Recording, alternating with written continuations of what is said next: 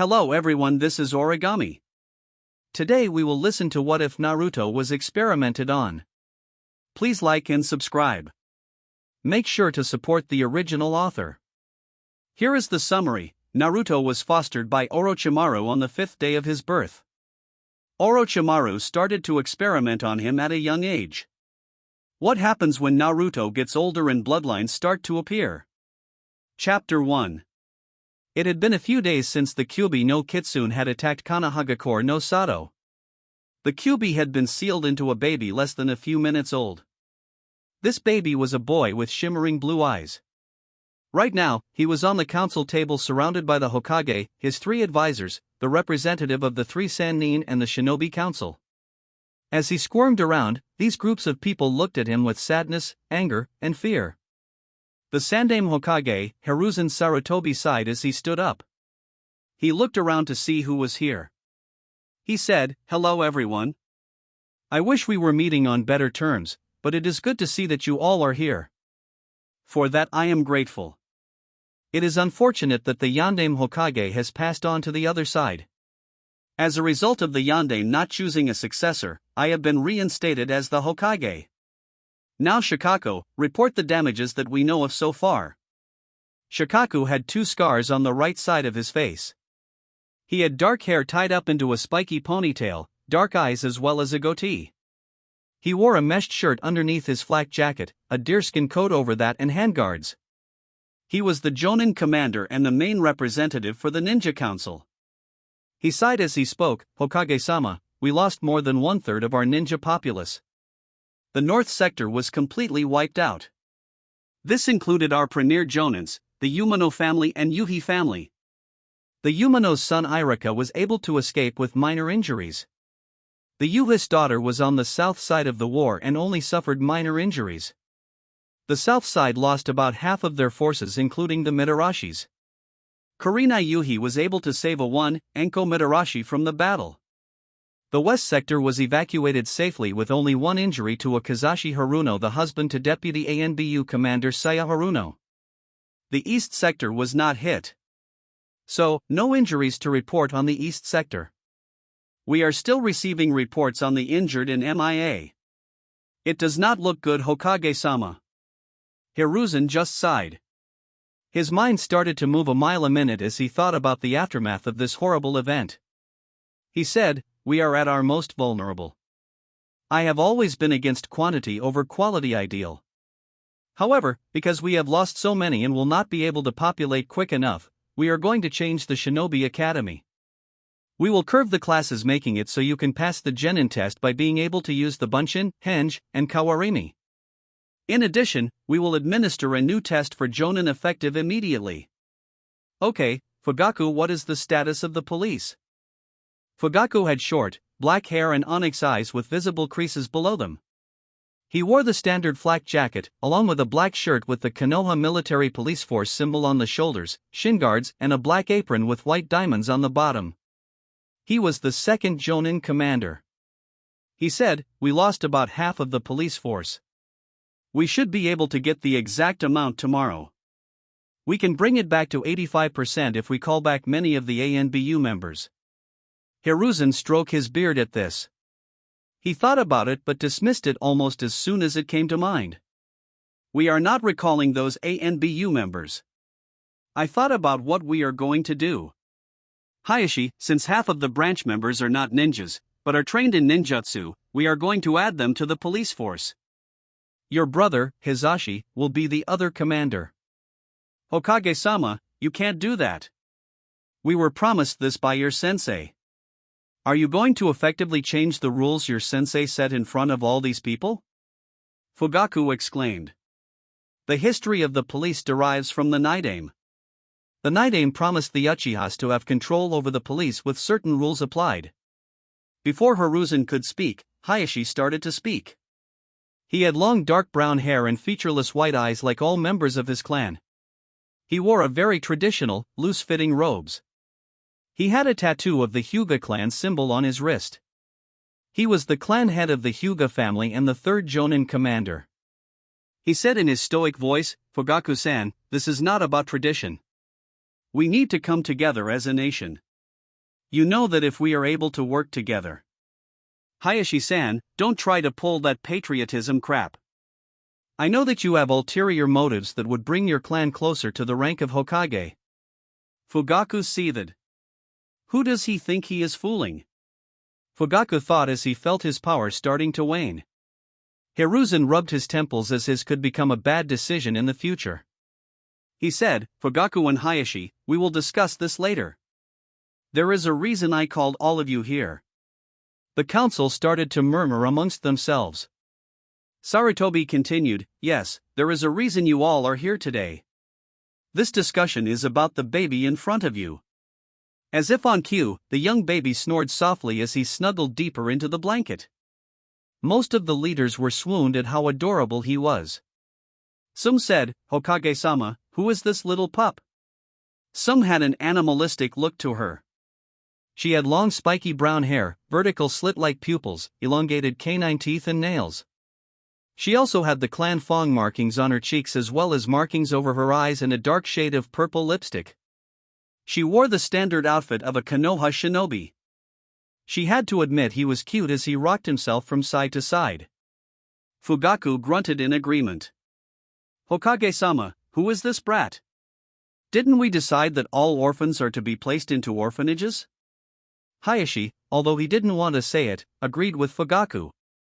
The brat, although cute, was just a baby. What was so special about him that he was here? He activated his Byakugan silently to see the boy's chakra. He quickly shut the Byakugan off as the boy's chakra was so dense. The Hyuga leader clutched his eyes. Everyone including the giggling baby looked at the Hyuga leader with interest. The Sandaime Hokage voiced his concern, Hayashi-san, are you okay? Hayashi nodded his head saying he's fine. The Hokage, of course, didn't believe him but let it go for now. Naruto turned over to look at the Hokage in the face. He gave the older man a foxy smile. The Sandaime Hokage had a pain-filled smile as he started to explain who this boy was. He said, well, everyone, this boy is our savior. His name is Naruto. Minato was not able to kill the Kyuubi no Kitsune. There is no conceivable way to kill a massive unit of dark and evil chakra. He let them all digest it before he continued. Because of this, he, Jiraiya, Orochimaru *, and I came to a consensus. We could not possibly kill the beast but must keep it at bay. The only way we can keep something like that ferocious beast at bay is by sealing it. Gasps were heard as they realized that the Kyuubi was in fact not dead. Hiruzen took a long puff of his pipe. He said, to be able to seal a tailed beast, one must have his chakra coils not developed. In addition, one or more people must sacrifice his, her, or their lives for the sacrifice to the Shinigami. This process is extremely taxing on not only the sealer but the baby. The baby has the distinct possibility to break down because of the energy of another being. He or she could die and release the beast. Inoichi had a long ponytail, darker in shade of blonde. He also had dark blue eyes. Inoichi wore the standard flak jacket over a black outfit, complete with handguards, forehead protector, and a sleeveless red coat. He was the Yamanaka clan leader. He said, there is also the possibility that the brain could break down. Hokage sighed as he said, yes, that is a possibility. Minato decided that because he could not kill the beast, he will seal it into a baby. Hiruzen paused as this digested into everyone's mind. Shibi stroked his dark chin. Shibi Aburame had his eyes obscured. He wore dark glasses with a tassel hanging down from them. He had very spiky short black hair and a mustache. He wore a high-collared outfit and carries a large gourd on his back. He was the leader of the Aburame clan. He said, with an educated guess, this young one is the one with the Kyuubi inside him. I wonder why him? Why could it not have been an Aburame, Uchiha, Hyuga, or any of the major clans? Who were his parents? Orochimaru had to agree. Orochimaru was a very pale-skinned man, waist-length black hair. He had amber eyes with slits in his pupils and purple markings around his eyes. His garbs included black pants and a thick purple rope belt tied in a large knot behind his back and blue tomo-shaped earrings. He wore a black polo neck under it.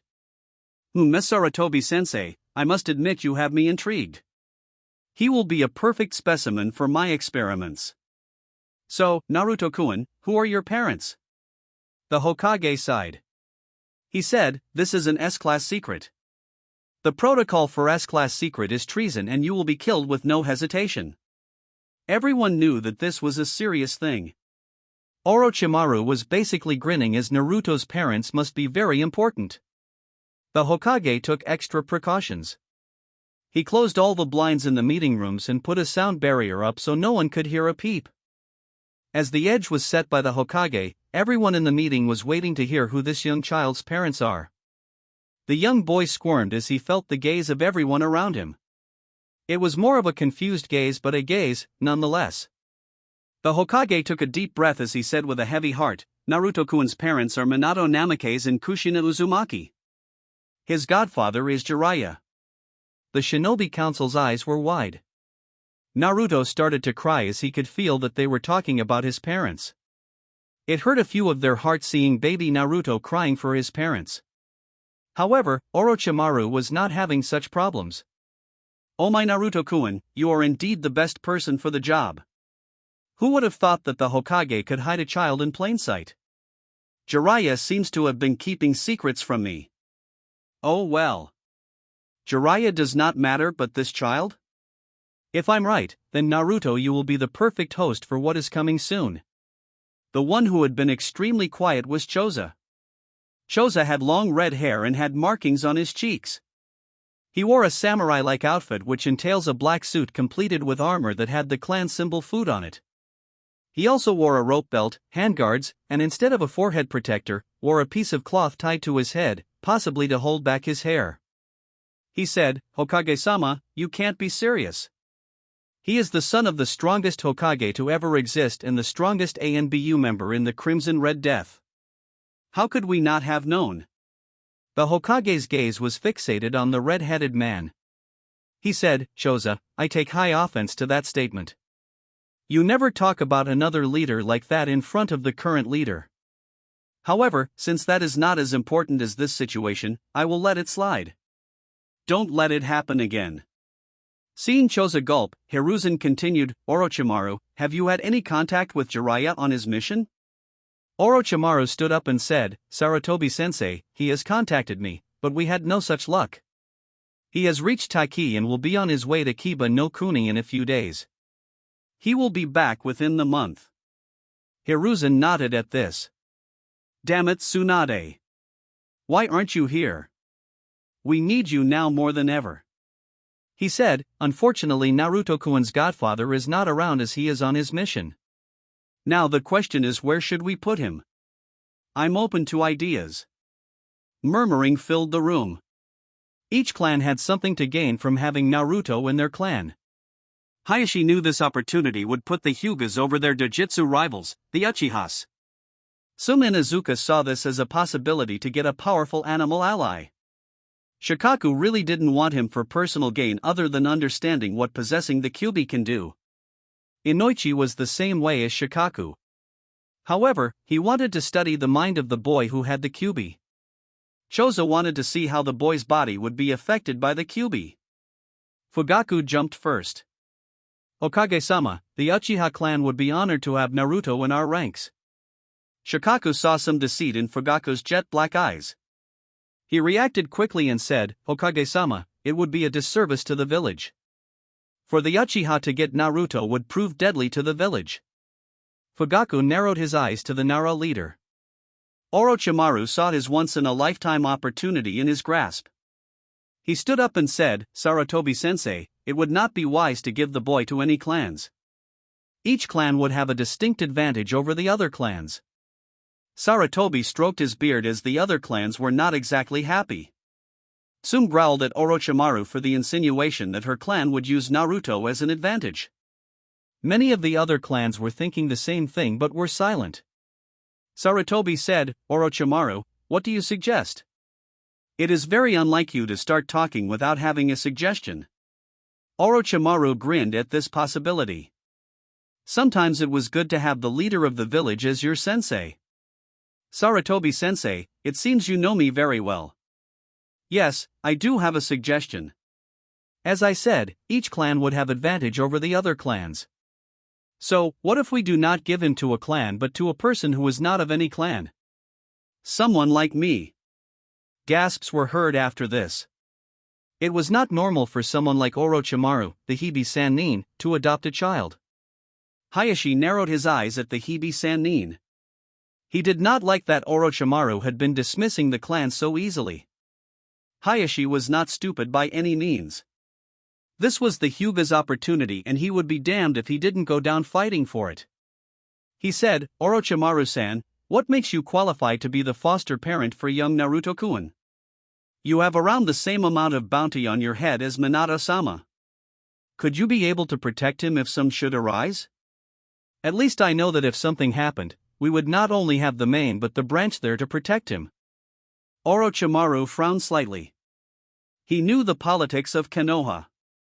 It would always be an uphill battle for people of non-clans to get something done. However, he had a few snakes in the hole.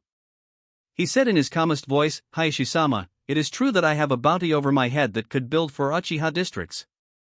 However, that does not mean I do not qualify. When I am on a mission, my snake summons are adept enough to take care of him. In addition, 6 days ago, I was the 4th best Fuinjutsu user in Konoha. The only ones who were higher were Kushina, Minato, and Jiraiya respectfully. Now I'm the best in Konoha right now. I can break down complex seals that would take you all a lifetime to learn and understand. Naruto-kun's seal is one of the most complex seals to exist as it deals with the death god, Shinigami. With a small mistake it is certain that you could lose your own lives and destroy your clan. I am slightly offended, to be honest. What you have done disputing the care of a baby who has the potential to be great is appalling. Sum-sama, it is like me arguing with you over an extremely rare white Cerberus. What would I be able to say? Even though you and your clan are the animal trainers who specialize in dogs, I'm more qualified because it's an animal? To be quite honest, that would be asinine and insane of me to do that to Tsum-sama. So please explain to me, why would you even consider doing that to me? Yet, there is something that's been constantly tugging at my brain, and that is the Uchihas. We've read the fairy tale about the Valley of the End, how Madara Uchiha summoned the Kyuubi and Hashirama defeated it. It occurred to me that Fugaku over here was the first to try and put Naruto into ranks. It makes me wonder how much of that story is true. Ladies and gentlemen, there it is on the table. The Uchiha would put him in one of their ranks, not even in the family but a rank. It occurred to me and possibly all of you that when you pull ranks, you are merely a tool to that person. Perhaps even a means to reach the other tool. I have no such need for that. Not to sound cocky, but I am one of the more powerful shinobi around. Imagine if something went wrong. How many of you can legitimately go toe-to-toe with a pissed-off Jiraiya? You have never seen Jiraiya pissed, but I have. I wouldn't say it publicly, but if Jiraiya was serious in a fight, half of Konoha would be destroyed. He would wipe a whole clan right out. So, unless you can handle that man with a sweat beating down your face, I would suggest that you allow me to have and train Naruto. Fugaku was visibly shaken. It was not from fear of Jiraiya. No, it was something deeper. It was anger. This anger had awakened the Sharingan unconsciously from the brute man. How dare he? I will kill you nice and slow. If you get the boy, I'll make sure your life will be without a doubt deadly. I will make you suffer. Sum, on the other hand, was angry but understood. Damn you, Orochimaru. I hate to admit it, but you are right. It doesn't matter, Naruto-kun, I'll make sure that the Inuzukas respect you and you will be considered one of our own. Sarutobi was surprised that Danzo didn't say anything. He actually wanted Danzo to speak up, as it would give him a great and legitimate reason as to investigate the man's side projects. He did have to admit that Orochimaru's points were valid. However, once Jiraiya comes back, he along with Tsunade would take care of the boy. Hiruzen took a puff of his pipe. He didn't see any objections as to Orochimaru's plan. He said, "Well, counsel, due to the fact there are no objections to Orochimaru's proposal, I have decided that Naruto will be going to Orochimaru.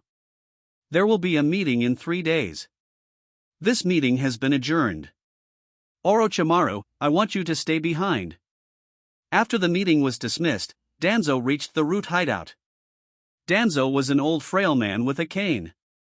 He had black shaggy hair, and his right eye is kept bandaged.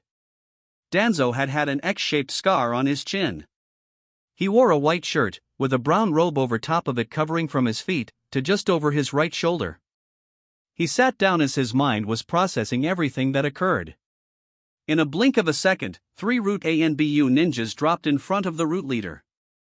Tishio Namikuso was a muscular shinobi with pale skin. He said, "Danzo-sama, may I ask a question?" Normally, Danzo would say no, but he had a feeling this question pertained to the young boy. He tapped his scarred chin and said, "Go on, Tishio-kun." "Danzo-sama, why did you not try to retain the boy? Would it not be beneficial for the organization? He would easily rise in our ranks, especially if we trained him at this age." Danzo nodded in agreement with Tishio. However, there was a look in Danzo's eyes signifying something darker. He tapped his cane, causing 5 more root ninjas to appear in front of him. He closed his eyes as he spoke softly, "You are correct, Tishio-kun. However, that is why I did not put my cards in the pile." Tishio was naturally confused about this. He voiced his confusion, "Danzo-sama, that does not make much sense." This was an opportunity to become the greatest hero in Konoha's lustrous history of heroes. Danzo was eerily quiet. He had always been calm, but this had a different feel to it, and Tishio knew it. He started to shake in the inside. It took Danzo a few moments to speak. "You're right, Tishio. I would be. However, that is what Sarutobi wanted me to do. If I put my cards on the line and try to get this supposed lottery pick, it would give Hiruzen a way to investigate the root organization. It does not help that the boy is Jiraiya's godson. That changed everything. It is almost too good to be true." "That makes a lot of sense, Danzo-sama." It finally clicked for Tishio. Unfortunately for Tishio, it did not click quickly enough. Danzo looked at him deep into his eyes. In an eerily calm voice, Danzo said, "Kirikou, terminate Tishio." Before Tishio could move, Kirikou slit Tishio's neck with no hesitation. Danzo said, "Kirii, clean Tishio up off the floor and dispose of the body properly. I need everyone to leave the proximity. Fukusho, I need to speak with you at once." In an instant, the 5 root members, along with Kirikou and Kirii, who was carrying Tishio's body, disappeared in a swirl of leaves. A blurry being had kneeled in front of the root leader. Danzo said, "Fukusho, I have a new project for you. I want to gather 10 groups, each having a censor and a man and woman who could pass off as civilians." Fukusho bowed his head and nodded. "Danzo-sama, what is your mission and when do you want it completed?" Danzo simply tapped his chin. "Lately our program has become lax.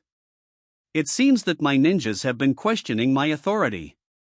The emotion test seems to be incomplete. We are going to start from scratch and rebuild. The QB attack might be a blessing in disguise for the organization. We have an abundant number of orphans that neither the orphanage nor the foster care system can take complete care of. Your mission is to abduct deserving orphans pertaining to training. This will be known as Operation Adopt. Your mission is to make the male and female to pose as civilians to adopt orphans and bring them here. Your censors will first see if the orphan is worth the trouble. He will see if the children have regular chakra streams. If the chakra is over 0.005% and are infants, those are the ones we want. If they are older, the censors will know which kid is able to be an asset for the organization." Fukusho asked, "Danzo-sama, how about the ones with Kekii Genkais?" Danzo smirked. "Good for us."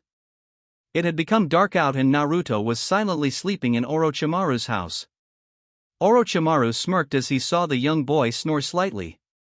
He sent a shadow clone into the basement to get some things. He said out loud, My Naruto-kun, I guess today is my lucky day. Thanks to the Akatsuki members' bloodlines, I have many distinct possibilities in which I can create the ultimate body. It is unfortunate that they want to gather the tail beasts. Well, they are going to have hell on their hands when I get my new and improved body. Now, little Naruto-kun, don't worry. You won't feel the genetic change at first. Orochimaru's shadow clone came back with metallic briefcases. The shadow clone said, "Orochimaru-sama, I have the Kekkei Genkai syringes. I primed them and was able to speed up the process.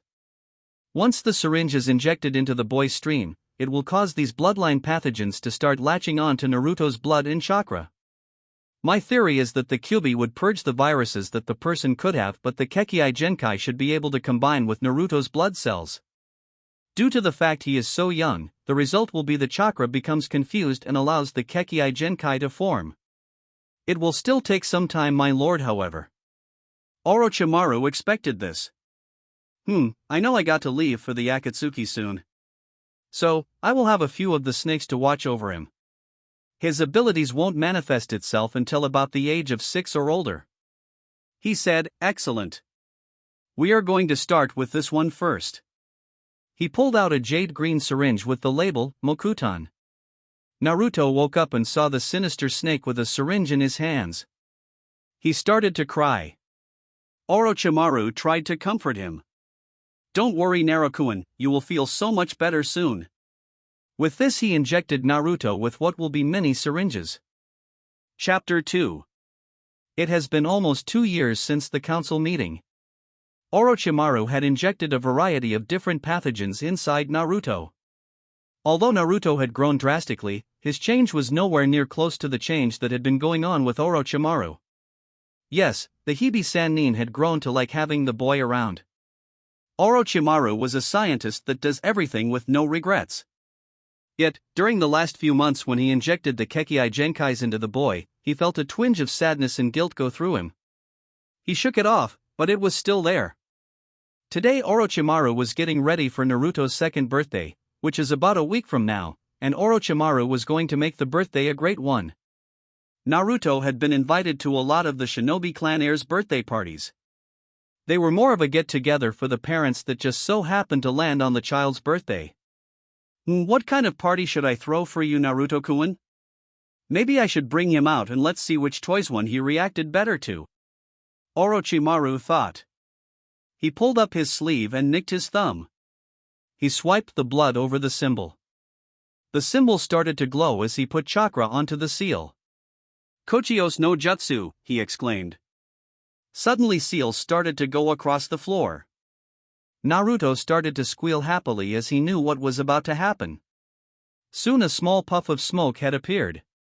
When the smoke disappeared, a 3 feet tall orange snake appeared. Naruto giggled and laughed as he saw the snake. He squealed with his tiny voice, "Hibi-chan." Yes, Naruto was talking. He started about 5 months ago. It was a day Orochimaru never could forget because Naruto called him Tusan. Oh, how Orochi hated that he started to warm up to the boy. Naruto squeezed the poor snake half to death.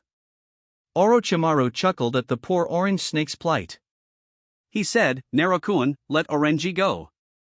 Naruto, with confused look on his face, let go of the snake. Orenji crawled his way to the snake summoner. He kissed the man's sandal saying thank you repeatedly. Orochi pet the top of the snake's head. He said, "Orenji, do you mind growing to about 5 feet tall? I want to take Naruto out to pick up stuff for the party." Orenji nodded and grew until he was 6 feet tall. Orenji said, "Orochimaru-sama, it has occurred to us that you are starting to grow more attached to the boy. We wonder how he plays into your plans. We personally like the boy. Are you going to allow him to summon us when he becomes of age?" Orochimaru's eyes went wide. He told Orenji to follow him into the other room as he summoned a shadow clone to watch the boy. When he saw that Naruto was nowhere in sight, he sighed as he said, "Orenji-kun, Naruto-kun will more than likely not be alive when he reaches the age of 13. Orenji's eyes went wide. What was wrong with Naruto-sama? Orochimaru-sama, what is wrong with Naruto-sama? Does he have a terminal illness or something? If we could see what the problem is, we could try and fix it. So, what are we doing here? Why dash? Orochimaru sighed, "No, Orenji-kun. When the time is right, I am going to transfer bodies with Naruto." He stammered at the beginning. Orenji's eyes went wide. His eyes then narrowed as he looked at the Hibi Sannin. His face showed the utter disgust in the Hibi-san-nin. His tail switched from side to side angrily. You are going to use that technique on him? What the hell are you thinking? If you are going to do that, why are you getting so attached to him? Why would you allow us to get attached to the boy? Orochimaru just sighed. He said, Orenji, I don't want to talk about it right now. Right now, my priorities are on the party and making sure everything is right with Naruto. Orenji hissed at this under his breath. He was going to talk to the other leader of the Snake Clan. He slithered his way to the young boy that he has watched since the boy was young. Orochimaru got a chair and sat down. Oh Naruto-kun, how I loathe that warming personality of yours that can make a person who has done so many experiments on kids like you feel regret. All I was supposed to do was make sure your body was healthy and not get attached. Why was the latter harder than the former? Well, I guess it is time to go arrange dash. Orochimaru's thoughts were stopped as a visitor decided to show up. Orochi's slit eyes looked dangerously into the man's eyes. I told him not to come here during the day. What is it that he wants that he would come during the day? I'm going to send my shadow clone to send Naruto out and about while I deal with him. Orochimaru sent the message to his shadow clone as he looked at the man once more. Orochimaru said in his sarcastic tone, well, look who decided to show up in someone's house in the daytime for the first time in over 20 years. Isn't that right, Danzo? Meanwhile, Orochimaru's shadow clone was walking with baby Naruto and Orenji outside in Konoha. Naruto was on the hump of Orenji's back. As they walked with the boy, Orochimaru and Orenji saw the dark looks towards the boy. When one got too close to his liking, Orenji would hiss loudly, causing the civilians to move several feet back. Naruto clapped as he enjoyed hearing Orenji's hissing noises. They knew who was taking care of the boy. However, it would be asinine for a normal civilian to go up against one of the greatest legends in Konoha's history. So instead they took the coward's way out and started talking about the boy, calling him a demon and other demoralizing names. The civilians thought they were smart as they knew that they could do that without any form of punishment because ninjas cannot directly attack civilians without being physically provoked. However, it was not smart to verbally provoke the Hibi-san-nin. When Orochimaru went a few blocks up, he did a quick hand sign. In an instant, one could hear the fearful screams of civilians getting snake-bit. Orochi's group finally reached the Shinobi R Us Kids store. Naruto's little eyes went wide at the massive size of the building. Unlike most babies, he was more excited than afraid. He giggled as he squirmed around. Orochimaru had no choice but to smile at the boy. Naruto-chan, do you want to come in? Naruto nodded with excitement rolling off in waves. Orochi decided to tease the boy a little bit further. Are you sure you want to go in, Naruto-chan? Naruto just giggled as he wiggled side to side. As he squealed, he jumped up and down on poor Orenji. The poor snake just hissed at Orochi. Orochi didn't know if it was for what happened earlier with the original or the fact that he instigated what Naruto was doing to him. He smirked somewhat.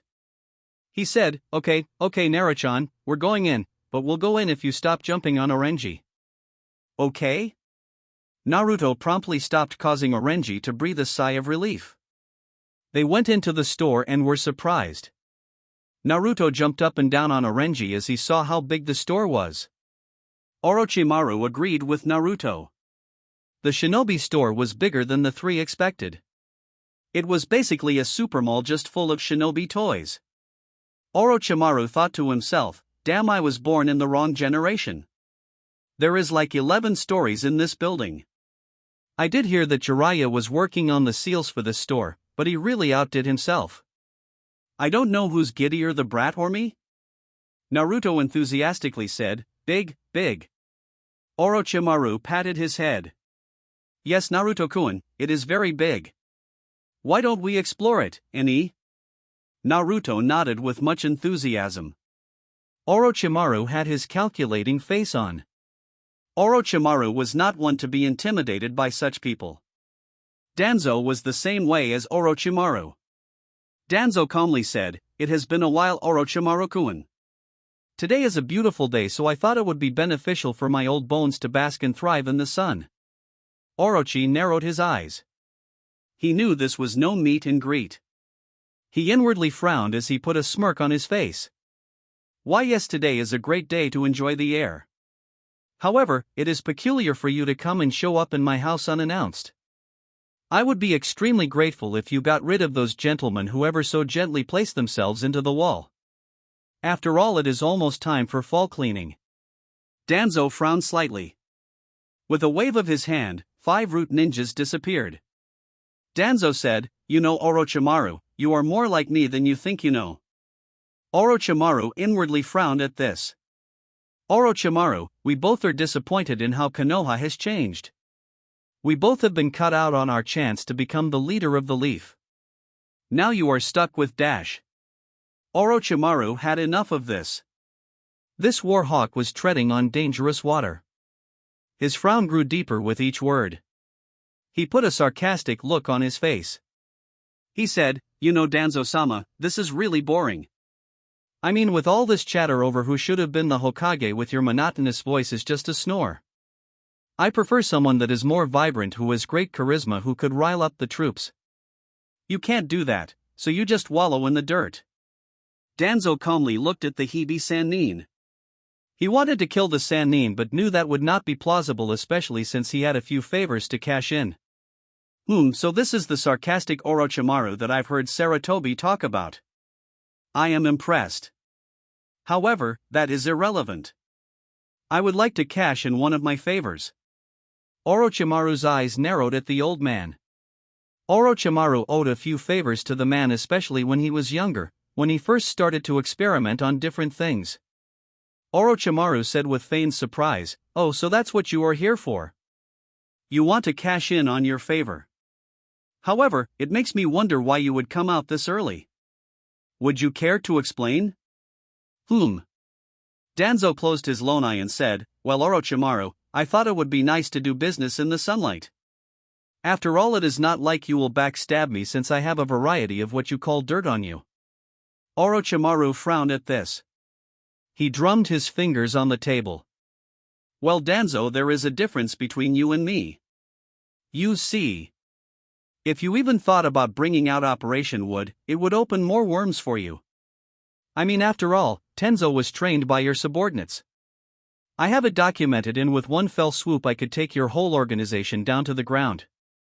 You are nowhere near as strong as you used to be. So, you won't be able to get away from your pursuers. I, on the other hand, can survive and escape. So, I should warn you to not threaten me. It would be against your best interest. Now, what is this favor of yours?" Danzo simply smirked at Orochimaru. This caused Orochimaru to shudder in the inside. Danzo said, "Well, Orochimaru, I want you to create an array of seals. The main is a control seal." Orochimaru's clone was not having a much better time. Naruto was driving him nuts. The boy did not want to stay still and touched everything in the store. It did not matter if it was wooden practice kunais or glass cases. Naruto was curious as he saw the black pants. He tugged on it. He kept pulling onto it until the clothes rack fell on top of him, or it would have. Orochimaru luckily caught the rack, breathing a sigh of relief. Naruto, on the other hand, giggled and clapped as he almost knocked over the clothes rack. Orochimaru gave him an angry look. "Naruto, you know better than this." Naruto adopted a sad look on his young whiskered face. Before Naruto could let his small tears out, his ear twitched. He had heard this voice before but didn't know from where. "Orochimaru-sama and Naruto-kun, it's great to see you here." Orochimaru turned and saw Tsumin Izuka and her 2 young children, Hana and Kiba. Orochimaru was grateful to see the feral woman. She had helped him through the whole ordeal. He had learned things that he hoped Kami to never have to do again. He shuddered at the thought as Tsum came over. She looked down to see the small kid. She said, "How's the pup doing? He's growing up so fast. I see his teeth are starting to come in." Orochimaru involuntarily froze up. When Naruto first started teething, it was a nightmare. All Naruto kept doing was screaming, yelling, crying every few seconds. The first tooth was the canine tooth. Orochimaru had to shudder once again as he remembered when Naruto accidentally bit him with that ferociously strong canine tooth. Oh, the agony was the only thing that crossed the Hibi-sanen's mind. Why yes, he's grown up a lot. It feels like yesterday he could fit into my hand. Now he can walk, albeit with a bit of a stumble. He could talk a little bit. His curiosity, however, is extraordinary. The problem is I don't know if that is a good thing. I had to replace my good kunais with wood ones just in case the little one goes playing waka-kunai. Sum gave a hearty laugh as she understood. She had to do that with Hana after she kind of stabbed her father. It was kind of funny now that Sum thought about it. Sum said, "I understand completely. It feels weird that it has been a few years since the event." Orochimaru nodded. He said, "I concur. He's growing up so fast. I'm happy to know that I am helping to ease his burden. Hey Naruto-kun, can you tell Tsum-san how old you're going to be in a few days?" Naruto gained a thoughtful look that made Hana say kawaii. He held out his pointer and middle finger as he said, "I itchy, and I. And I." Orochimaru and Sum clapped as Orochimaru said, "Very good Naruto-kun." Sum said, "Very impressive, Orochimaru. I must admit you are taking this very seriously." Sum reached down and gave Naruto one of the new Inuzuka-styled wooden practice kunai. Naruto's eyes shimmered in the light as he held his new toy. Orochimaru had a smile on his face. He said, "Naruto-kun, what do you say to Tsum-san?" Naruto replied, "Arigato." Sum ruffled his head as he looked at his toy. Meanwhile Hana was becoming a little impatient. Why does Ka-san want to converse with this guy? We picked up my throwing weapons. So, can't we just go? What is so interesting about a baby? He doesn't look that much different from other babies. He doesn't look like whatever his name is. He looks like he has our marks. Maybe he is a relative. It all makes sense. He is one of us. But why isn't he living with us? I'll ask Ka-san later. While Sum was conversing some more with the Hibi-san and Hana was musing her barely 5-year-old thoughts, Naruto got bored. Orochimaru learned a few months ago, when Naruto got bored, all hell breaks loose. Naruto saw a guy who was looking at him the wrong way. He sneered at Naruto as he whispered "demon." Something swelled up in Naruto telling him of the negative connotation of that word. Before anyone knew what happened, the man soon regretted his words. Splat! A huge scream filled the room. It alerted every shinobi in the building as each pulled a kunai out from their hiding spot, including Orochimaru and Sum. "What the hell is going on, Sum-san?" She sniffed the air and said, "There is blood in the air." She turned to where she smelled the blood. Orochimaru and Sum's eyes went wide. The manager who whispered "demon" is on the floor bleeding with a wooden kunai jammed into the back of his right thigh. Sum and Orochimaru rushed over to the man checking his vital signs while Orenji and Kuramaru watched over Naruto, Hana, and the sleeping Kiba. Orochimaru pulled out one of his nerve-depressant syringes and injected it into the man. Afterwards he pulled out the kunai from the man's thigh. Sum's eyes went wide. That was the kunai she just gave to Naruto. Did Naruto throw that kunai? That's impossible. He's only 1 turning 2 years old. Orochimaru-sama, that's the same kunai I just gave Naruto-kun. That kunai should not be able to pierce skin as the tip is rounded. In addition, that kunai has an inner spring in which on contact it would bounce off the person. So, for someone to throw it, it can't get through. Orochimaru frowned slightly on the outside. In the inside, he was a little more excited. Did Naruto activate one of his bloodlines? There is only one person I know that could do that with pure force and jam it in there, and that would be Tsunade, but Naruto threw it. For a baby to be able to do that is extraordinary. That kind of power to override the spring and rounded top and have it jabbed it in the thigh. However, I want to know what this guy did to piss Naruto off. I have a distinct feeling that this guy probably deserved it. The crowd was forced to leave when Orochimaru called false alarm and told everyone to go back to shopping. Orochi told Sum he could handle it from here and when the party will start. When she left with Kiba and Hana, Orochimaru told Orenji to come there along with baby Naruto. The manager had a somewhat scared look on his face. It did not help that Orochimaru gave him the "I'm going to kill you myself" look. Orochi gave Naruto his all-too-sweet smile. He said, "Naruto-kun, did you throw this kunai at this young man?" Naruto nodded slowly. He knew internally he would be reprimanded. Orochimaru said, "Well, Naruto, what did the man do to deserve this?" Naruto shouted out, "Demon! Demon! Demon!"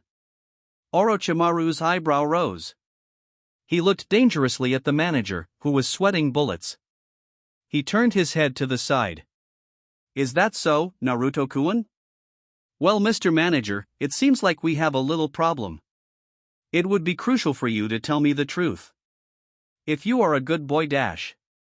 Orochimaru was cut off by a gruff voice. "Orochimaru-sama, what's going on? Why is my manager on the floor bleeding?" Orochimaru grew a huge smirk, while the manager shook his head begging Orochi not to tell. Of course, Orochimaru really didn't care about the man's plight. "Well, Ishio, it has been a while, hasn't it? You see, there was a slight scuffle. It seems like your manager called poor Naruto-kun here a demon. Now Naruto, being a baby, and all threw a kunai at him. Surprisingly, it got wedged in his leg. I would take full responsibility." However, he said that no word right in front of Naruto-kun. As we all know, it is illegal to say such a word to the boy, but he was a bit bold, Ishio's eyes narrowed at the manager, who was praying to Kami that he would lose his job, not his life. Ishio sighed as he replied, "I see. This is a big problem. Unfortunately, my oldest daughter would probably kill me if I didn't do anything to save her fiancé. That's why he has the job anyway. He is not much to bat an eye at. So Orochimaru, as your former student, I would be ever so grateful as to compensate young Naruto here with a lifetime membership in which he gets anything he wants for free for his whole life. That includes the ninja store when he is old enough." "What? How can that little dash?" The manager didn't get to finish when Ishio put a kunai at his neck. "I would suggest you close your mouth, or I'll slit your scrawny neck faster than a whistle would blow. You have caused enough problems with your mouth. So just be quiet, or I'll let Orochimaru-sama deal with you." The manager gulped as he slowly nodded. Orochimaru smirked. He said, "I would gratefully accept your offer, Ishio-kun. By the way, how is your other daughter now? Isn't she almost 3? Ishio said, "Yeah, Ten is 3 now. Sheesh, it feels so weird having one daughter who is 20 and the other who's 3. She's growing up so fast. She's able to throw kunais almost as good as a 10-year-old. It has to be from the mother." Orochimaru laughed at this. He said, "That's great. She sounds like she's going to be a great kunoichi. If they're going to be this determined to be shinobi like Ten, then it will be a good indication of great years in Konoha." "I agree wholeheartedly. Is there anything you need prepared, Orochimaru-sama?" "I have a few things in mind." A few hours had passed since the encounter in the shinobi store and Orochimaru was beat. He had worked extensively on the seals for Danzo while he checked on Naruto's vital signs. To be honest, he was more interested in Naruto's chakra streams and bloodstream. For some reason, Naruto's body was becoming denser by the second. Orochimaru saw that it was going 3, even 4 times past that of a normal child. He saw the DNA sequences were molding together with Naruto's. So, everything was going smooth with Naruto's development. However, his mind went back to the incident in the store. "I didn't see anything like that before in my life. I've checked the bloodlines that I injected into him. They are binding like I hoped, but not a single one has become the dominant one. They haven't exactly formed yet, but that doesn't mean we shouldn't have a forerunner. That must mean there is something else. Maybe he got something from his parents. Let's see. Minato, as strong as he is, would not be able to do that. Kushina, on the other hand, had strength, kenjutsu, ninjutsu, and fuinjutsu along with a bloodline. She most assuredly didn't have the power, speed, or throwing ability to do that. I disassembled the tip of the blade and saw the trigger was up to date. For some reason it did not recognize the impact to that dick's head. It is highly disturbing that he could do this. Maybe I'm looking too much into this. Wait a minute. I have an idea. Maybe I could investigate who his grandparents are. If I find something, then I'll say it's them, but if it isn't dash. Orochimaru was taken out of his thoughts by a shadowy figure. Hello Orochimaru. Orochimaru's eyes narrowed as he looked at his new problem/guest. He finally put Naruto to bed, and to be honest he was deadbeat tired. He didn't even have enough energy to be his snarky self. The shadowy figure said in his gruff voice, "You have become lax, Orochimaru. You know how I hate to wait on anything." Orochimaru sighed as he closed his research. He said, masterpieces take time. You especially should know that. To be brutally honest, I'm surprised that you can get here especially looking like that. However, since you don't ask about my secrets, I won't ask about yours. Since you are here, I'm going to take an educated guess and say you have finally defected. The shadowy figure nodded at Orochimaru's assessment. He said, "It seems like your cognitive skills haven't been hampered in your aging. Leader-sama has altered the plan slightly.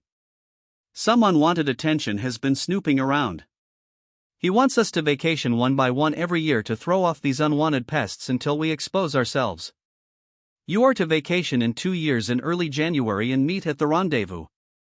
Orochimaru frowned slightly but nodded. The figure continued, "Now Orochimaru, since that is out of the way, it's time to talk about the other reason I'm here. Do you have it ready yet?" Orochimaru smirked at the figure. He created a shadow clone to go into the basement. A few moments passed until the shadow clone came back up. Orochimaru said, "I am always prompt when it comes to my projects. That should never have crossed your mind. The question is, do you have what I want?" The figure pulled out the scroll that was in his coat. He tossed the scroll over to the Hebe Sannin. The Sannin caught it as the shadow clone gave the man the scroll. Orochimaru opened the scroll and his eyes went wide. He closed it quickly as he said, "How do I know this is the real stuff? How can I trust you to give me it?" The man was surprisingly calm. He said, "Orochimaru, I don't gain anything from having that blood with me. It doesn't matter to me. Whatever reason you want it so bad does not concern me. I don't need to trick you." Orochimaru had to agree with the man. The shadowed man opened the scroll and saw the project that he requested Orochimaru to do for him. The thing was throbbing as the seal pulsed. The man felt his dream come to fruition. Orochimaru said, "All you need to do is put chakra in it and it will do the rest. I suspect that it will be chakra consuming and you will most likely be exposed. So, you shouldn't do it here but at the base." The man nodded as he closed the scroll up and tucked it in his pocket. He said, "I could feel this can be a start of a wonderful friendship, Orochi. I will see you in 2 years." With that, the shadowy man disappeared. Orochimaru simply chuckled as he said, "I think so too, Akasuna no Sasori." Chapter 3. It has been 6 months since the party. Naruto has changed a lot. He grew a little taller. Much to the dismay of Orochimaru, his hair was still spiked up. No matter how much Orochi tried to comb it, it did not go down. Naruto now was able to voice his opinion just a little bit better. But right now, Orochimaru thought it would be a great time to learn how to throw kunais. They were in Orochimaru's personal training area. Orochimaru was practicing with Naruto on how to legitimately throw his kunai. "Okay Naruto, I want you to hit the red dot right over there." Naruto's comprehension and understanding of things has grown at such an alarming rate it even concerned Orochimaru slightly. While other people would call Naruto a prodigy if they knew, Orochimaru saw more determination than anything else. He had seen it in Naruto before. Naruto saw some of the other kids climb a tree. Naruto tried it himself but failed the first time and fell. However, he kept trying until he was up in the tree.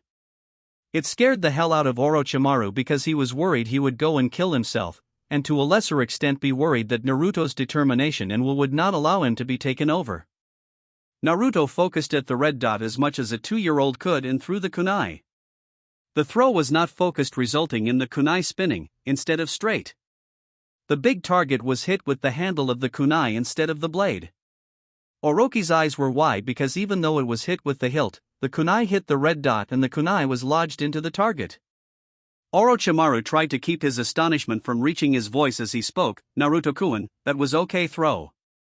It aim was great but the throw was spinning and not dash. Something whizzed right past the Hebe Sannin, cutting few strands of hair of the Sannin. Orochi looked back and saw the blade was lodged in a tree between a pair of rabbit ears. Orochi's eyes went wide as he looked into Naruto's eyes. Naruto's eyes went from the carefree ocean blue eyes to a darker shade of blue filled with determination. Naruto said, "Target." "I hit target." Orochimaru had shock written all over his face. Orochimaru had never seen anything like this before in his 40 years of life. What is it about Naruto that makes him change from carefree to determined in that little bit of time? His throws are deadly accurate and powerful. He has to stay focused so he could throw it right. Right now I'll send a clone to look into his genetics while I take Naruto-kun to Ichiraku. During this time Naruto had found out what his favorite food was. Oh, how Naruto loved his ramen. Orochimaru took him one day to Ayam and Tuchi. He drank just a little bit of broth and was swooned. He could stop eating it, make Orochimaru of the Sannin feel like a genin living paycheck to paycheck. To Naruto it was a once-in-a-month delicacy for the sake of the poor Sannin. Orochimaru put the boy on his shoulder as he did one hand sign. In an instant, Naruto and Orochi disappeared in a swirl of leaves. Orochimaru's shadow clone had been extensively researching Naruto and who his grandparents were. Due to the fact that he is the head of the Research and Development Department, he was able to access the servers that had what he was looking for remotely. He thought, okay, computer, what do you have for me? He typed the name Kushina Uzumaki into the database. The computer went through many different names until it locked onto Kushina's picture. When Orochimaru looked at the screen, it showed her information. It said, name, Kushina Uzumaki. Age, 20. Gender, female. Parents, classified. Hair color, red. Eye color, green. Rank, ANBU commander. Status, deceased. Orochimaru's clone had a visible frown on it. Since he was the one who created this database, it unnerved him that he was unable to get in. He did a few of his hacking tricks and opened up the parents' files. Orochimaru's eyes went wide at Kushina's parents were. My Naruto-kun, you did choose a very good mother. Now let's see how about your father. While Orochimaru's clone was checking on Naruto's genealogy, the real Orochimaru took Naruto to Ichiraku for a treat. Orochimaru said, now Naruto-kun, what kind of ramen do you want? Naruto said with much enthusiasm, miso. Miso. The chef chuckled as he stirred the pot of noodles. Orochimaru said, Tochi-san, how is the family? Tochi sighed. Times have been hard for him and his family. His wife had stage 4 cancer and she was not going to live much longer. They have been trying to fool poor Ayam. Ayam is only 5 years old, but she knew something was wrong with her mom. She plays nurse Ayam to get her mother's spirits up. Tucci said to Orochi in his sad voice, it's not so good. You know the wife might be going away soon. It's been hard for Ayam. She knows something is wrong, but we try to keep a brave face and say it was a cold. She plays games trying to make her mother happy, except it makes her even sadder as she won't see her grow up. With the tone of Tucci's voice, Naruto had gained a sad smile on his face. He didn't know why, but he felt sadness roll off of him. Orochimaru could feel it also. He said, I'm so sorry for your loss. I wish there was something I could to help you. If you need anything, just ask. Tucci nodded as he gave Naruto his salty noodles. This was the first time Naruto didn't have the appetite to eat his ramen. He played around with it and ate some as Orochimaru drank some water. He could see even from an early age that Naruto could sense the emotions around him. This would be good for Naruto as he would be able to empathize with people. Yet it is a horrible trait as it would make it that much harder for Orochi to complete his plan. For that matter, he wondered if he wanted to go through with his plan, but he has gone through too much to flip the switch now. He saw Naruto was finished with his ramen. Orochi put the money on the table. He sighed as he said to Naruto, "Come Naruto-kun, let's go to the park." "Tochi-san, I left the money on the counter. We'll come by and visit some more sometime." With that, Orochimaru did one hand sign and the two disappeared in a swirl of leaves. Naruto and Orochimaru reached the playground. Naruto saw children playing ninja, while others played on the swing set. Orochimaru could see the joyful look on the young boy's face.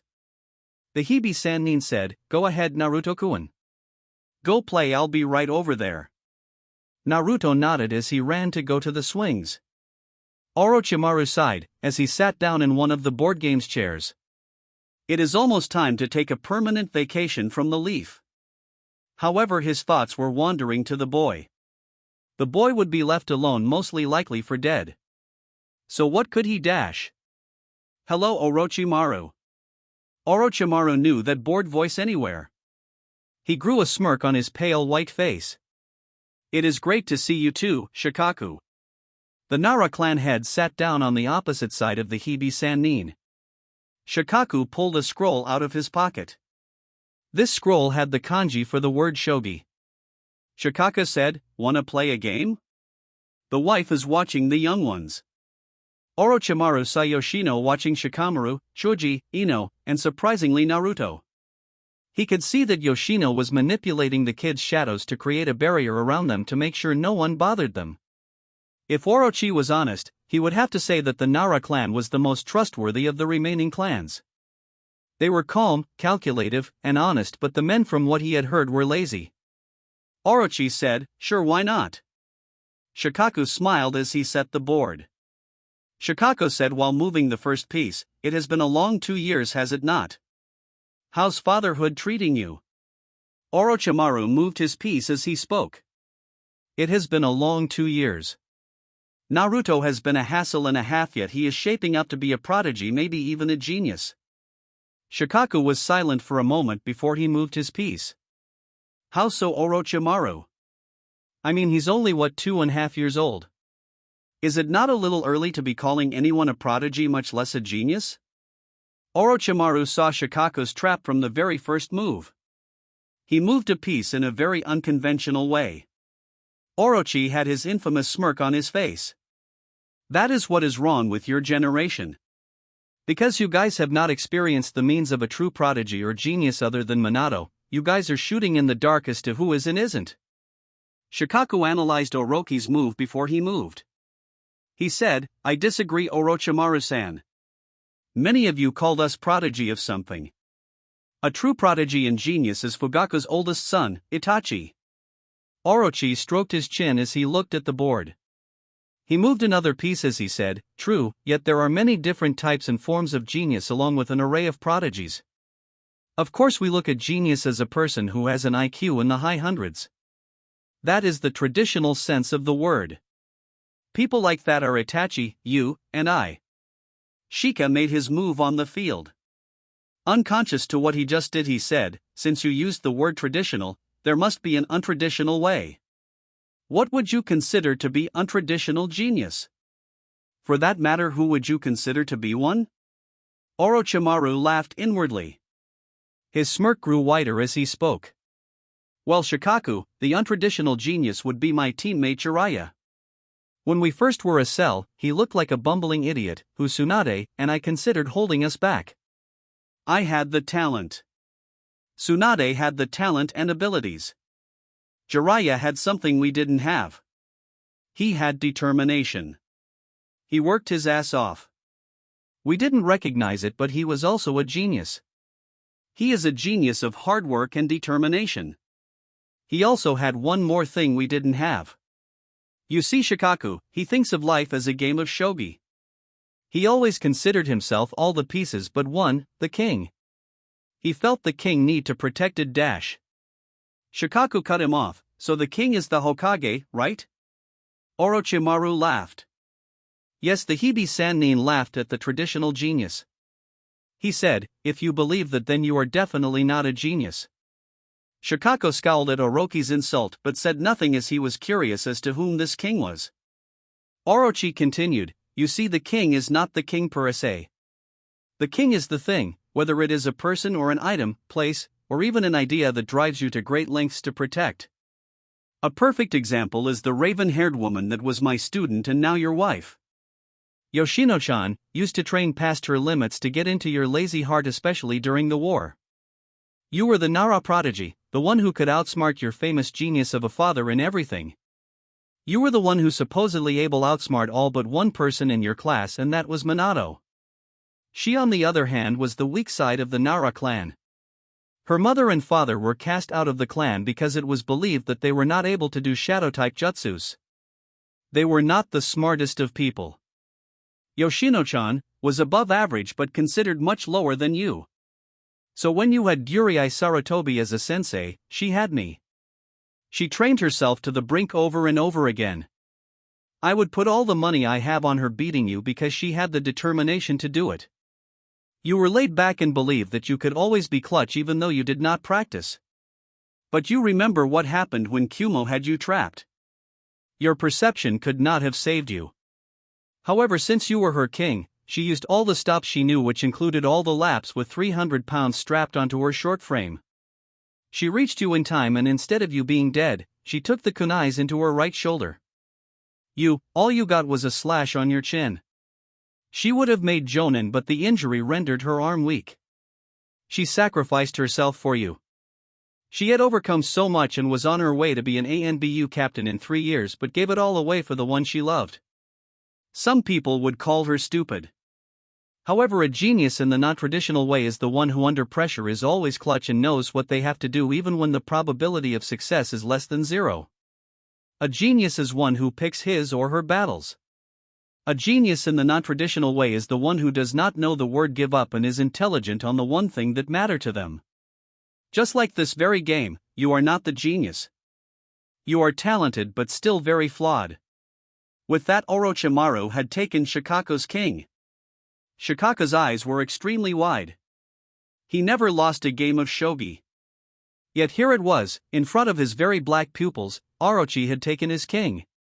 He could not close his mouth as the words that came out of Orochi's mouth struck a nerve in him. He still didn't know why Orochi called Naruto a genius, but he did give him a lot to think about. Orochimaru's clone was having a big problem. He looked into the database to see Naruto's genealogy from his father's side. He typed in Minato Namikaze into the computer. He easily found his file and opened it. The computer screen said, Name, Minato Namikaze. Age, 20. Gender, male. Parents, Ayoshi and Naoto Namikaze. Eye color, blue. Rank, Yandame Hokage. Status, deceased. Orochimaru's clone frowned deeply. There was something odd about Minato's file. The first inconsistency was that it said his age was 20 when in fact he would be 25. He, however, chalked that up to the fact that was how old Minato was when he died. The second inconsistency was the fact that Minato's parents were not classified. When a person reached the rank of Jonin, the parents' file would become classified just in case someone was able to hack in and use the family as leverage. There were some cases in which the parent was a powerful or legendary ninja like Kakashi's father. Minato's parents were not anything like that. The two were in fact civilians. It got worse because some things didn't add up in Orochimaru's mind. Naoto Namikaze was not able to bear children and at the time was in her early 50s when Minato was supposedly born. She died 10 years later. She could not possibly be Minato's mother. Ayoshi, on the other hand, had no common features with Minato. This can't be right. He used the database to pull up a picture of Ayoshi. He put the picture right next to Minato. It was evidently clear. Minato was not the son of Ayoshi. Damn it. If Ayoshi isn't the father, then who could it be? It doesn't make sense. This has to be a trap move. It is weird leaving who his supposed parents are wide open for anyone can see. I can't bring this to the Hokage. That would be a very bad idea. I have to figure out a way to get authorization for the blood cells to Minato. I can't do what I did with the Shodai and Naidame and the others in Konoha. I was only able to successfully steal them was during an attack on Konoha. Maybe I could use the excuse of genetic diseases that run in the family. Nope, that won't work. All it would do is create more problems and suspicion as to what is going on with Naruto-kun. Minato, you are real something, aren't you? Wait a moment. I know what I'm going to do. The question is, where did I put Naruto's original blood sample?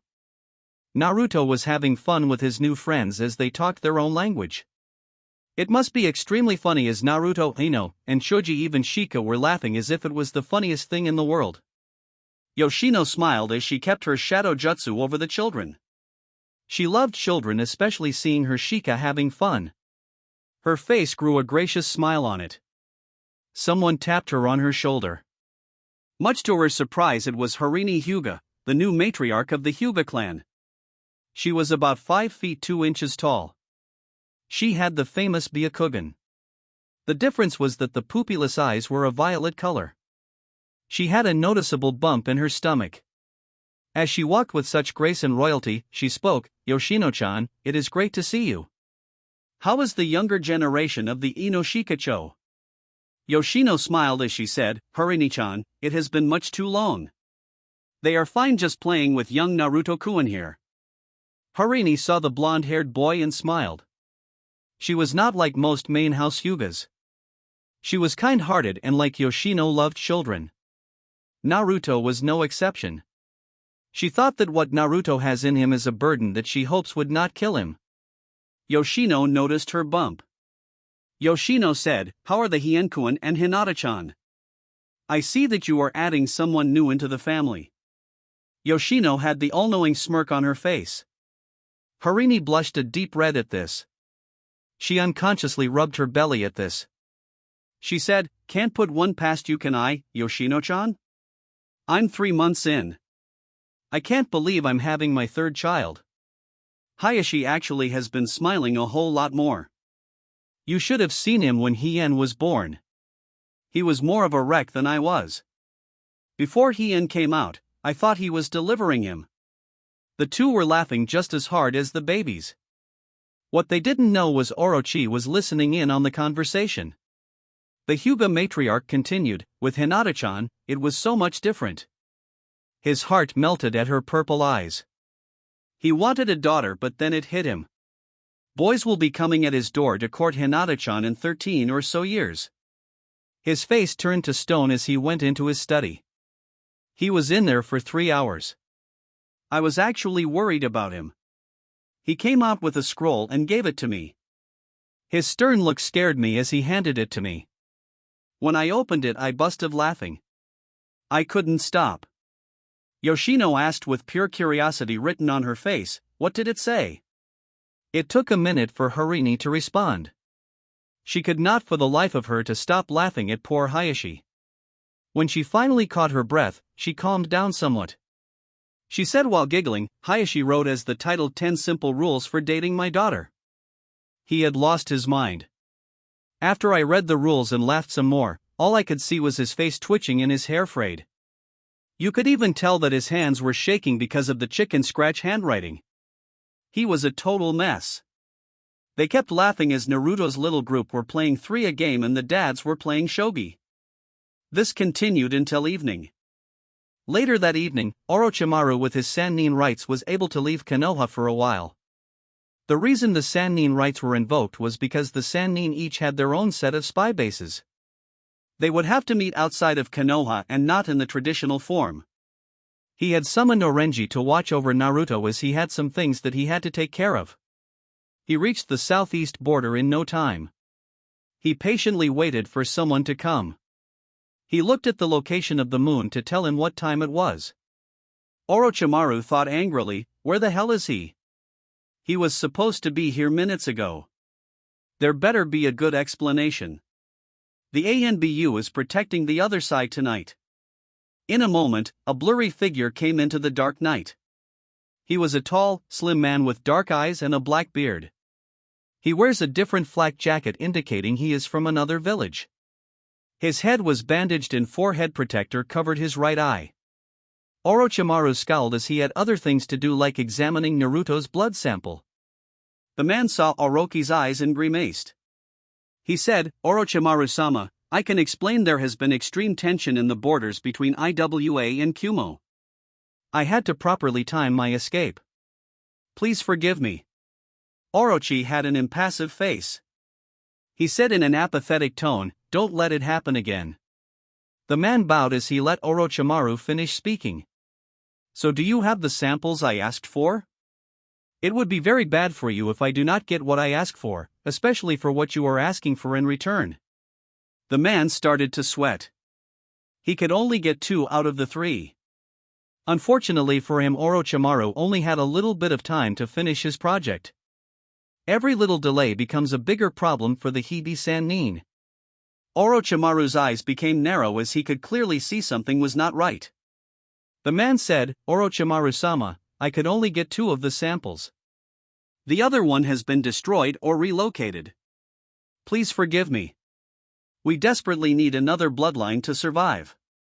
Orochimaru rolled his eyes at the man. I must disagree with your statement. You are not in need of another bloodline. In fact, you have not 1 but 2 Jinchurikis. So don't give me that. You have failed me on this mission. I guess your whole squadrons are horrible as you could not take a bloodline from the civil war in Kiri. That is absolutely shameful. They were basically asking to be taken and you couldn't get one. You guys are pathetic. However, it is understandable, your Kage is getting up there in age. The man inwardly growled as the Sannin just insulted his Kage. Unfortunately, the man had to bite his pride and bow to Orochimaru. My apologies, Orochimaru-sama. I hope you are able to forgive my insolence. Orochimaru really wanted to kill this guy. He knew the man wasn't fully sorry and that he wanted him to drop dead. However, he is a pawn to his greater plans. He said, I can forgive many people's insolence, like if the carrier gives me someone else's mail. The difference is that he is about 98% effective. You on the other hand are not even worth an ounce of my forgiveness. I forgive those who are usually effective about 100%. You came to me late even though I have things to do. Now you tell me you were only able to get 2 out of 3 samples, which if I'm not mistaken is 66.666667% success rate. So not only are you not punctual, but you cannot even succeed in something as easy as that, and you are a higher ranked head ninja. So forgiveness is out of the equation. You fail me again, you die. It is as simple as that. You will meet me in 5 months. Bring me the sample and you will get the Hyuga. Orochimaru did not hold back his clear disdain of the head ninja. The ninja had a deep frown as the anger welled inside of him. His palms started to bleed. The reason was his nails dug themselves into palms of his hand. One could see him shaking in anger. Orochi smirked inwardly on for it to be erased as he saw the man grow a smirk. The man said, Oh Orochimaru, I wouldn't be threatening anyone if I were you. This made Orochi's eyebrows to rise. Everything had been going according to plan, but this asshole was threatening him, a guy that could level most of this man's country. I want to see how this is going to develop. Really, for a person who cannot complete one task, you sure are talking a pretty big game. I would hope for your country's sake there are not many incompetent ninjas there. I mean, after all, you wouldn't want to fuck things up and have another war. Now do you? Orochimaru was definitely in this man's head. However, the man had grown a huge smirk on his face. You're right, Orochi. We could not possibly want the Sannin to beat us. But you do have something that we can take. I think his name is Naruto. Orochimaru's eyes narrowed. He rarely got angry, but when he did, it was cornering a rattlesnake.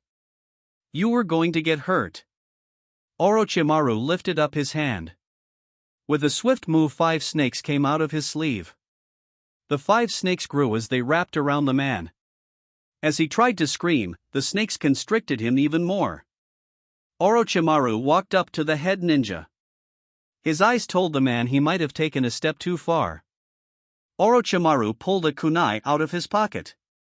He said with a threatening tone, You have quickly forgotten your place. I do not condone a pathetic weakling like you threatening my son. At this time I don't give a flying fuck who told you, but I swear on your life if I find out you or any one of your people even put a hand on the boy, you will die. I'm going to give you a deterrent for your ignorance. Orochimaru showed his strength by jamming the kunai past the man's forehead protector and stabbing the man's eye.